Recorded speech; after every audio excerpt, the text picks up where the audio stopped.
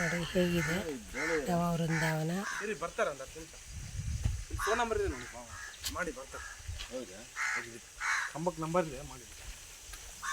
ಅರಳಿ ವೃಕ್ಷ. ಎಲ್ಲರೂ ನಮಸ್ಕಾರ ಮಾಡಿ. ಎಷ್ಟು ಚೆನ್ನಾಗಿದೆ ಗೊತ್ತಾ ನವ ವೃಂದಾವನ ಹತ್ತಿರ. ಇಲ್ಲಿಂದ ಅಲ್ಲಿ ತುಳಸಿ ಗಿಡ ನೋಡಿ, ಬೆಟ್ಟ ಗುಡ್ಡ, ನದಿ ತೀರ, ಇಂಥ ಹತ್ರನೇ ಗುರುಗಳು ತಪಸ್ಸು ಮಾಡ್ತಾ ಇರ್ತಾರೆ. ಇವಾಗ ದೋಣಿಲಿ ಕರ್ಕೊಂಡು ಹೋಗ್ತಾರೆ. ಎಷ್ಟು ಚೆನ್ನಾಗಿರುತ್ತೆ ಗೊತ್ತಾ, ತೋರಿಸ್ತೀನಿ ನಾನು. ಹರೇ ಶ್ರೀನಿವಾಸ. ಎಷ್ಟು ಹೇಳಲಿ ವೆಂಕಟಗಿರಿಯ ಸೃಷ್ಟಿಯ ಸುಲಭ, ಎಷ್ಟು ಹೇಳಲಿ. ಇಲ್ಲಿ ಒಂದು ಗಂಡು ಹೆಣ್ಣು ಚಿತ್ರ ಬರೆದಿದ್ದಾರೆ. ಇದ್ರ ಬಗ್ಗೆ ಗೊತ್ತಿಲ್ಲ, ಕೇಳಿಬಿಟ್ಟು ಹೇಳ್ತೀನಿ. ಏನಾದ್ರಾಗಲಿ ಭಕ್ತಿಯಿಂದ ನಮಸ್ಕಾರ ಮಾಡಬೇಡಿ. ಹರೇ ಶ್ರೀನಿವಾಸ.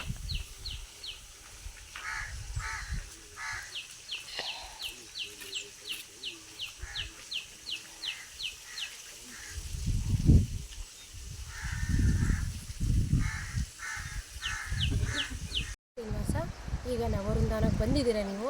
ಇಲ್ಲಿದು ಏನೇನಿದೆ ಸುತ್ತಮುತ್ತ ಅದ್ರ ವಿಷಯನ ಅವರು ಒಬ್ಬರು, ನಿಮ್ಮ ಹೆಸರು ಸರ್? ಹನುಮಂತಪ್ಪ ಅಂತ ಅವರು. ಎಲ್ಲರೂ ಅವ್ರಿಗೆ ನಮಸ್ಕಾರ ಮಾಡಿ. ಅವರು ನಿಮಗೆ ಈ ಕ್ಷೇತ್ರ ಪರಿಚಯ ಮಾಡಿಕೊಡ್ತಾರೆ. ಕೇಳೋಣ, ಬರ್ತೀರಾ? ಬಹಳ ಮುಖ್ಯವಾಗಿ ಈ ಒಂದು ಪ್ರದೇಶವನ್ನು ನಾವು ಕಿಷ್ಕಿಂಧ ಕಾಂಡ ಅಂತ ಕರಿತೀವಿ ರಾಮಾಯಣದಲ್ಲಿ. ರಾಮ ಬಂದ್ಬಿಟ್ಟು ಇಲ್ಲಿ ಚತುರ್ಮಾಸವನ್ನು ಮಾಡಿರ್ತಕ್ಕಂಥ ಒಂದು ಪ್ರದೇಶ. ಬಹಳ ಮುಖ್ಯವಾಗಿ ಇದು ನವಬೃಂದಾವನ ಅಂತ ಕರೀತಾರೆ. ರಾಘವೇಂದ್ರ ಸ್ವಾಮೀಜಿಯವರ ಗುರುಗಳು ಇಲ್ಲಿ ನೆಲೆಸಿರ್ತಕ್ಕಂಥ ಒಂದು ಜಾಗ ಇದು. ಸೊ ಹಾಗಾಗಿ ಈ ನವಬೃಂದಾವನ ಅನ್ನೋದಕ್ಕೆ ಒಂದು ಇತಿಹಾಸ ಇದೆ.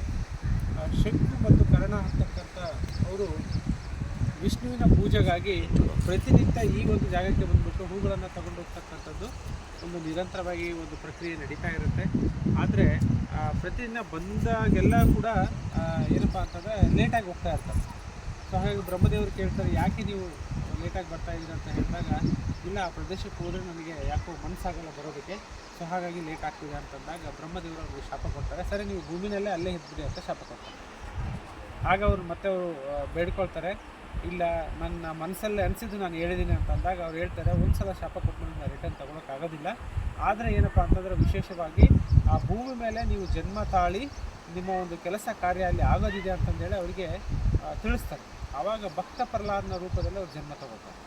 ಆ ಭಕ್ತ ಪ್ರಹ್ಲಾದ ರೂಪದಲ್ಲಿ ಜನ್ಮ ತಗೊಂಡಾಗ ಹಿರಣ್ಯಕಶಿಪುವಿನ ಸಂಹಾರ ಆದ ನಂತರದಲ್ಲಿ ಅವ್ರಿಗೊಂದು ಮನಸ್ಸಲ್ಲಿ ಏನು ಉಳಿಯುತ್ತೆ ಅಂತಂದರೆ, ನನ್ನ ತಂದೆಯನ್ನು ನಾನೇ ಕೊಂದುಬಿಟ್ನೆ ಏನೋ ಅನ್ನೋದು ಒಂದು ಆ ಮನಸ್ಸಲ್ಲಿ ಉಳ್ಕೊಂಡಿರುತ್ತೆ. ಆ ದಿವ್ಯ ದೃಷ್ಟಿಯಿಂದ ತಪಸ್ಸು ಮಾಡಬೇಕಾದ್ರೆ ಈ ಒಂದು ಜಾಗದ ಒಂದು ಪರಿಚಯ ಆಗುತ್ತೆ ಅವ್ರಿಗೆ. ಹಿಂದಿನ ಜನ್ಮದಲ್ಲಿ ಅವರು ಬಂದು ಹೋಗ್ತಕ್ಕಂಥ ಒಂದು ದೃಶ್ಯಗಳು ಅವ್ರಿಗೆ ಗೊತ್ತಾದಾಗ ಆ ಭಕ್ತ ಪ್ರಹ್ಲಾದವರು ಇಲ್ಲಿ ಬರ್ತಾರೆ. ಇಲ್ಲಿ ಬಂದುಬಿಟ್ಟು ಇಲ್ಲಿ ತಪಸ್ಸನ್ನು ಮಾಡ್ತಾರೆ. ಅದಾದ ನಂತರ ಸಪ್ತ ಋಷಿಗಳು ತಪಸ್ಸನ್ನು ಮಾಡಿರ್ತಕ್ಕಂಥ ಒಂದು ಜಾಗ ಈ ಒಂದು ನವಬೃಂದಾವನ. ಸೊ ಹಾಗಾಗಿ ನಮ್ಮ ವ್ಯಾಸರಾಜ ಗುರುಗಳು ವಿಜಯನಗರ ಸಾಮ್ರಾಜ್ಯದ ರಾಜಗುರುಗಳು. ಸುಮಾರು 12 ವರ್ಷಗಳ ಕಾಲ ತಿರುಪತಿಯಲ್ಲಿ ವ್ಯಾಸರಾಜ ಗುರುಗಳು ಕೃಷ್ಣದೇವರಾಯ ಸುಮಾರು 7 ಬಾರಿ ಆ 7 ಬಾರಿ ಹೋದಾಗ ಆ ವ್ಯಾಸರಾಯ ಗುರುಗಳಲ್ಲಿ ಬೇಡ್ಕೊಳ್ತಾರೆ, ತಾವುಗಳು ನಮ್ಮ ವಿಜಯನಗರ ಸಾಮ್ರಾಜ್ಯದ ರಾಜಗುರುಗಳಾಗಿ ಬರಬೇಕು ಅಂತ ಹೇಳಿದಾಗ ಅವ್ರು ಹೇಳ್ತಾರೆ, ಅಲ್ಲೇ ಕುತ್ಕೊಂಡ್ಬಿಟ್ಟು ದಿವ್ಯ ದೃಷ್ಟಿಯಿಂದ ಈ ಕ್ಷೇತ್ರವನ್ನು ನೋಡ್ತಾರೆ. ಈ ಒಂದು ಕ್ಷೇತ್ರ ಇದು ಈಗಿದ್ದಲ್ಲ, ಸನಾತನ ಧರ್ಮದಿಂದಲೂ ಇದಕ್ಕೆ ಅದರದೇ ಆದಂಥ ಒಂದು ಶಕ್ತಿ ಇದೆ. ಪುರಾಣಗಳು, ಆಮೇಲೆ ರಾಮಾಯಣ, ಮಹಾಭಾರತ ಮತ್ತು ಕಲಿಯುಗ, ಇದರಲ್ಲಿ ಅದರದೇ ಆದಂಥ ಒಂದು ಶಕ್ತಿ ಇರೋದ್ರಿಂದ ಆ ಗುರುಗಳು ಇಲ್ಲಿ ಬರ್ತಾರೆ. ಇಲ್ಲಿ ಇದ್ಕೊಂಡು ವ್ಯಾಸರಾಯ ಗುರುಗಳು, ವಿಜಯನಗರ ಸಾಮ್ರಾಜ್ಯದ ರಾಜಗುರುಗಳು, ಆಮೇಲೆ ಕೃಷ್ಣದೇವರಾಯಗೆ ಒಂದು ದಿವಸ ಭುಜ ದೋಷ ಬರುತ್ತೆ. ಅವತ್ತಿನ ದಿವಸ ಅವರು ಆ ಒಂದು ಸಿಂಹಾಸನದ ಮೇಲೆ ಕುತ್ಕೊಂಡಿರೋದಕ್ಕೋಸ್ಕರ ಅವರಿಗೆ ರಾಜರು ಅಂತ ಹೆಸರು ಬರ್ತದೆ. ಸೊ ಹಾಗಾಗಿ ಈ ಒಂದು ನಮ್ಮ ನವಬೃಂದಾವನ ರಾಘವೇಂದ್ರ ಸ್ವಾಮೀಜಿಯವರ ಗುರುಗಳು. ಫಸ್ಟು ಭಕ್ತ ಪ್ರಹ್ಲಾದರು ತಪಸ್ಸು ಮಾಡ್ತಾರೆ, ಸಪ್ತ ಋಷಿಗಳು ತಪಸ್ಸು ಮಾಡ್ತಾರೆ. ಹಾಗಾಗಿ 13ನೇ ಶತಮಾನದಿಂದ ಹಿಡ್ಕೊಂಡು 16ನೇ ಶತಮಾನದವರೆಗೂ ಒಂದು ಯತಿಗಳು ಈ ಒಂದು ಬೃಂದಾವನದಲ್ಲಿ ಲೀನರಾಗ್ತಾರೆ. ಇದನ್ನು ನಾವು ಸಮಾಧಿ ಅಂತ ಹೇಳಲ್ಲ. ಬೃಂದಾವನ ಅಂತಂದರೆ ಜೀವಂತವಾಗಿ ಅವರು ಜ್ಞಾನದಲ್ಲೇ ಇದ್ಕೊಂಡು ನೆಲೆಸಿರ್ತಕ್ಕಂಥ ಒಂದು ಜಾಗ ಅಂತ ಹೇಳ್ಬೋದು. ಹಾಗಾಗಿ ಇಲ್ಲಿ ಬಹಳ ಒಂದು ಪವಿತ್ರವಾಗಿರ್ತಕ್ಕಂಥ ಒಂದು ಸ್ಥಳ ಇದು. ಆಮೇಲೆ ಇದರದೇ ಆದಂಥ ಒಂದು ಶಕ್ತಿ ಇದೆ. ಸೊ ನದಿಯ ಮಧ್ಯದಲ್ಲಿರೋದ್ರಿಂದ ಇಲ್ಲಿ ಯಾವುದೇ ರೀತಿಯ ನೆಗೆಟಿವ್ ಎನರ್ಜಿ ಬರಲ್ಲ. ಆ ಕಡೆ ನದಿ ಹರಿಯುತ್ತೆ, ಈ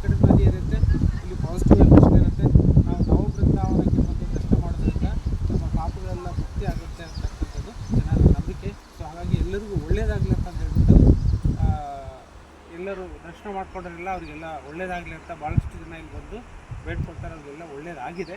ಸೊ ಹಾಗಾಗಿ ತಮಗೂ ಕೂಡ ಒಳ್ಳೇದಾಗಲಿ ಅಂತ ಹೇಳಿ ದರ್ಶನ ಮಾಡಿ ಅಂತ ಹೇಳ್ತದೆ. ನಮಸ್ಕಾರ. ಹರೇ ಶ್ರೀನಿವಾಸ, ಈ ವಿಷಯ ಕೇಳಿದ್ರಲ್ಲ, ಎಷ್ಟು ಚೆನ್ನಾಗಿ ಹೇಳಿದ್ರು. ಖಂಡಿತವಾಗ್ಲೂ ನೀವು ನವವೃಂದಾವನಕ್ಕೆ ಬರಬೇಕು. ಆನೆಗೊಂದಿಗೆ ಬಂದು 9 ಬೃಂದಾವನ 9 ನಾವು ಮನಸ್ಸಿನಿಂದ ತಿಳ್ಕೊಂಡು ನೀವು ದರ್ಶನ ಮಾಡಬೇಕು. ಹರೇ ಶ್ರೀನಿವಾಸ. ಹರೇ ಶ್ರೀನಿವಾಸ.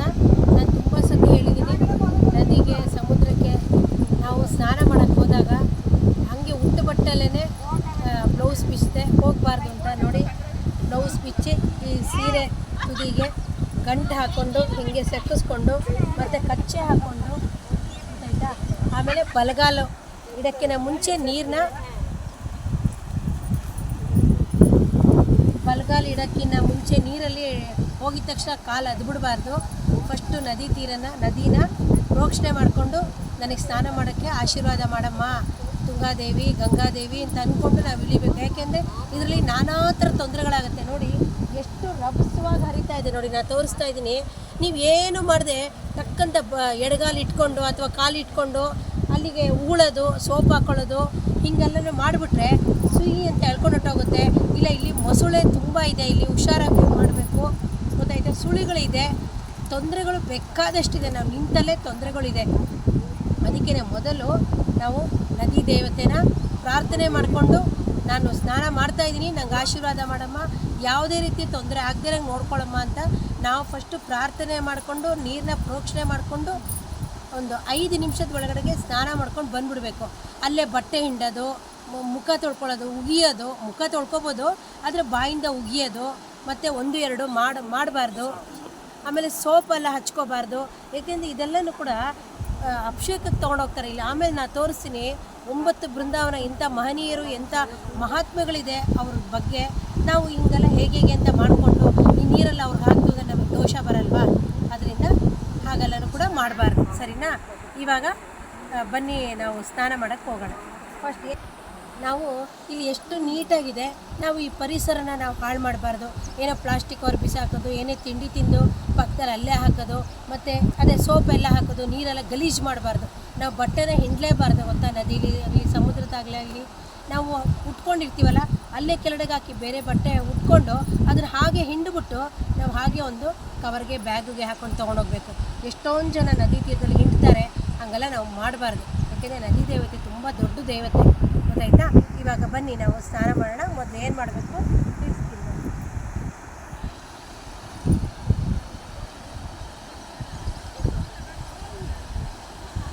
ಹೇಳ್ತಾ ಇರ್ತಾರೆ ತಲೆ ಮೇಲೆ ಮಾಡಲ್ಲ, ಶೀತ ಆಗುತ್ತೆ ಅಂತ. ಹಂಗೆ ಮಾಡಬಾರ್ದು. ತಲೆ ಬಿಚ್ಕೊಂಡು ತುದಿ ಗಂಟು ಹಾಕ್ಕೊಂಡು ನಾವು ನೀರಲ್ಲಿ ಮುಳುಗಬೇಕು. ಏಕೆಂದರೆ ಹುಣ್ಣಿಮೆ, ಒಳ್ಳೆ ಕಾರ್ತಿಕ್ ಸ್ನಾನ ಆರಂಭ ಇವತ್ತಿಂದ. ಒಳ್ಳೆ ಕ್ಷೇತ್ರಕ್ಕೆ ಬಂದಿದ್ದೀವಿ ನಾವು, ಅದರಿಂದ ಹಾಗೆ ಮೈಗೆ ಮಾಡಬಾರ್ದು, ತಲೆ ಮೇಲೆ ಮಾಡೋಣ. ಬನ್ನಿ. ನವವೃಂದಾವನಕ್ಕೆ ಬಂದಿದ್ದೀವಿ ಆನೆಗೊಂದಿಯಿಂದ. ಇದು ನವವೃಂದಾವನ ಗೆಡ್ಡೆ ಅಂತಲೂ ಕರೀತಾರೆ. ನೋಡಿ, ತುಂಗಾ ನದಿ ಕ್ಷೇತ್ರದಂತ ನಿಂತಿದ್ದೀನಿ. ಇದು ತುಂಗಭದ್ರಾ ನದಿ ಹರಿತಾ ಇದ್ದಾಳೆ. ಇವತ್ತು ಎಷ್ಟು ಜನ್ಮದ ಪುಣ್ಯನೋ, ಕಾರ್ತಿಕ್ ಸ್ನಾನ ಆರಂಭ ಇವತ್ತಿಂದನೇ ತುಂಗಭದ್ರಾ ನದಿಯಲ್ಲಿ ನಾವು ನೀವು ಎಲ್ಲರೂ ಕೂಡ ಸ್ನಾನ ಮಾಡೋಣ ಬನ್ನಿ. ಹಾಗೆ ಸ್ನಾನ ಎಲ್ಲ ಆದಮೇಲೆ ನಿಮ್ಮದೆಲ್ಲ ಗುರುಮಂತ್ರ ಎಲ್ಲ ಆದಮೇಲೆ 9 ಬೃಂದಾವನಕ್ಕೆ ಭಕ್ತಿಯಿಂದ ನಮಸ್ಕಾರ ಹಾಕೋಣ. ಹರೇ ಶ್ರೀನಿವಾಸ. ನೋಡಿ, ಯಾರೇ ಆದ್ರೂ ನದಿಗೆ ಸ್ನಾನ ಮಾಡೋಕ್ಕೆ ಮುಂಚೆ ಸಂಕಲ್ಪ ಮಾಡಬೇಕು. ಸಂಕಲ್ಪ ಮಂತ್ರ ತಿರುಗಿಕೊಂಡು ನೀವು ಕೈ ಮುಕ್ಕೊಂಡು ಸಂಕಲ್ಪ ಮಾಡ್ಕೋಬೇಕು. ನೋಡಿ, ಇವಾಗ ಸಂಕಲ್ಪ ಹೇಳ್ತಾರೆ, ಕೇಳಿಸ್ಕೊಳ್ಳೋಣ ಬನ್ನಿ. ನೋಡಿ, ಎಲ್ಲರೂ ಸೂರ್ಯನ ಕಡೆ ನಿಲ್ಲಿಸ್ತಾರೆ, ಎಲ್ಲ ತಿರುಗಿದ್ದಾರೆ ಪೂರ್ವ ದಿಕ್ಕು. ಇವಾಗ ಸಂಕಲ್ಪ.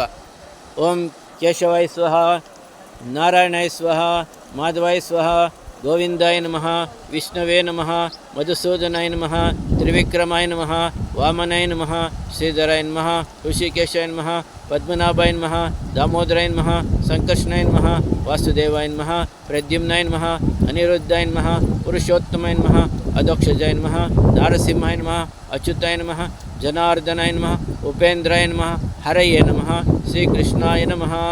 ಓಂ ಪ್ರಣವಸ್ಯ ಪರಬ್ರಹ್ಮ ಋಷಿ ಪರಮಾತ್ಮ ದೇವತಾ ದೈವಿ ಗಾಯತ್ರಿ ಛಂದಃ ಪ್ರಾಣಾಯಾಮೇ ವಿನಿಯೋಗಃ. ಓಂ ಭೂಃ ಓಂ ಭುವಃ ಓಂ ಸ್ವಃ ಓಂ ಮಹಾ ಓಂ ಜನಃ ಓಂ ತಪಃ ಓಂ ಸತ್ಯಂ ಓಂ ತಸ್ಸವಿತುರ್ವರೆಣ್ಯಂ ಭರ್ಗೋ ದೇವಸ್ಯ ಧೀಮಹಿ ಧಿಯೋ ಯೋ ನ ಪ್ರಚೋದಯತು. ಓಪಜ್ಯೋತಿರಸಾಮೃತಂ ಬ್ರಹ್ಮಬೋರ್ವೋಸ್ತರಂ ಶುಭೆ ಶೋಭನಮೂರ್ತಯೇ ಆದ್ಯವಣತ್ಯ ದ್ವಿತೀಯ ಪರಾಧೆ ಶ್ರೀ ಶ್ವೇತವರಃ ಕಲ್ಪೆ ವಯೋಸತಮನ್ವಂತರೆ ಕಲಿಗೆ ಪ್ರಥಮ ಪಾದೆ ಭರತವಶೆ ಭರತ್ಖಂಡೆ ಜಂಬೂದೀಪೆ ದಂಡಕಾರಣ್ಯಂ ಗೋದಾವರ್ಯಃ ದಕ್ಷಿಣೇ ತೀರೆ ಶಾಲಿವಾನಿಷ್ಕೆ ಬಹುಧಾವತಾರೆ ರಾಮಕ್ಷೇತ್ರಸ್ಮಿನ್ ವರ್ತಮನೆ ಚಾಂದ್ರಮಣಿನಸ್ಯ ಪ್ರಭುವಾದಿ ಷಷ್ಠಿ ಸಂವತ್ಸರ ಮಧ್ಯೆ ಶ್ರೀ ವಿಶ್ವಾಸನವ ಸಂವತ್ಸರೆ ದಕ್ಷಿಣಾಯನೆ ಶರದ್ ಋತು ಆಶ್ವಯುಜ ಮಾಸೆ ಶುಕ್ಲಪಕ್ಷೇದ್ಯ ಪೌರ್ಣಮ್ಯಾಂ ತಿಥೌ ಶುಭದಿತೌ ಹೇ भौमाश्रिक्तायां शुभनक्षत्र शुभकर्ण एवं विशेषण विशिष्टायां शुभतिथौ भारतीय रौणकी प्रणांतरता श्री लक्ष्मीनारायण प्रेण लक्ष्मण प्रीत्यर्थम अस्माकं सिद्ध्यर्थम ज्ञान भक्ति वैराग्यादि सिद्ध्यर्थम नव वृंदावन क्षेत्रे श्री लक्ष्मी रंगनाथ मुख्य प्राण गरुड़शेष रुद्र पद्मनाभ तीर्थादि पद्मनाभ तीर्थ व्यास तीर्थ सुधीन्द्र तीर्थ आदि सन्निधाने तुंगभद्रा नद्यां कार्तिक स्नानम् अहं करिष्ये अगभंगे जगत्तुंगे सुतरंगे हरे पदे कृतसंगे नभो गंगे सदा पांगे समं हर गौरी वाहन ग्रब्ज योगात् त्रैलोक्य पावने भागीरथी नमस्तुभ्यं रोगं मे हरदेहगम् ಹರೇ ಶ್ರೀನಿವಾಸ. ನದಿ ತೀರಕ್ಕೆ ಸಮುದ್ರ ತೀರಕ್ಕೆ ಹೋದಾಗ ಗಂಡ ಹೆಂಡತಿ ಇಬ್ಬರನ್ನು ಜೊತೆಯಲ್ಲೇ ಸಂಕಲ್ಪ ಮಾಡಬೇಕು ಅಂತ ಶಾಸ್ತ್ರ ಇದೆ. ಆದರೆ ಕಾರಣಾಂತರದಿಂದ ವಿಡಿಯೋ ತೆಗಿಬೇಕಲ್ವ, ನಾನು ಅಲ್ಲಿ ಮಾಡಿದೆ, ಇವ್ರು ಇಲ್ಲಿ ಮಾಡ್ತಾಯಿದ್ದಾರೆ ನೋಡಿ. ಪ್ರತಿಯೊಬ್ಬರು ಕೂಡ ಸಂಕಲ್ಪಾನುಸಾರವಾಗಿ ಗೊತ್ತಾಯ್ತಾ, ನದಿ ತೀರದಲ್ಲಿ ಕಾರ್ತಿಕ್ ಸ್ನಾನ ಯಾವ್ಯಾವ ಸ್ನಾನ ಬರುತ್ತೋ ಅದೆಲ್ಲನೂ ಕೂಡ ಮನೇಲೂ ಕೂಡ ಸಂಕಲ್ಪ ಇಲ್ಲದೆ ಸ್ನಾನ ಮಾಡಬಾರ್ದು. ಹರೇ ಶ್ರೀನಿವಾಸ. ಎಷ್ಟು ಚೆನ್ನಾಗಿ ತುಂಗಭದ್ರಾ ನದಿ ಹರಿತಾ ಇದ್ದಾಳೆ. ತುಂಗಭದ್ರಾ ನದಿ ಎಷ್ಟು ಚೆನ್ನಾಗಿ ಹರಿತಾ ಇದ್ದಾಳೆ ನೋಡಿ. ಈ ಕ್ಷೇತ್ರದಲ್ಲಿ ಬಂದು ನವವೃಂದಾವನ ಆನೆಗೊಂದಿ ಇಲ್ಲಿ ಬಂದು ನೀವು ಸ್ನಾನ ಮಾಡಬೇಕು. ಎಲ್ಲರಿಗೂ ಒಳ್ಳೆಯದಾಗಲಿ. ಎಷ್ಟು ಚೆನ್ನಾಗಿ ಭಕ್ತಿಯಿಂದ ನಮಸ್ಕಾರ ಮಾಡಿ.